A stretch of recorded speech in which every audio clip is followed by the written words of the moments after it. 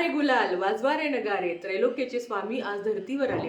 अनुसूयेचा तूच दत्त, सुमतीचा तूच श्रीपाद, अंबा भवानीचा तूच नरहरी, आम्हा भक्ताचा तूच कैवारी. अशक्य ही शक्य करतो रे क्षणात, भिऊ नकोस मी तुझ्या पाठीशी आहे असे सदा सांगे आम्हास. माझ्या सर्व स्वामी भक्तांना स्वामी प्रकट दिनाच्या खूप साऱ्या शुभेच्छा. चैत्र शुक्ल द्वादशी हा दिवस आपल्या सगळ्यांसाठी अतिशय महत्त्वाचा दिवस आहे, स्वामी प्रकट दिन. तर आता स्वामी प्रकट दिन कसा साजरी करावा? मंदिरात केला तरी चालेल, केंद्रात केला तरी चालेल, पण आपल्या घरात महाराजांची मूर्ती असेल तर मूर्तीवर अभिषेक कसा करायचा, फोटो असेल तर कुठली पूजा करायची, या संदर्भातली सगळी माहिती खाली दिलेल्या लिंकवर आहे.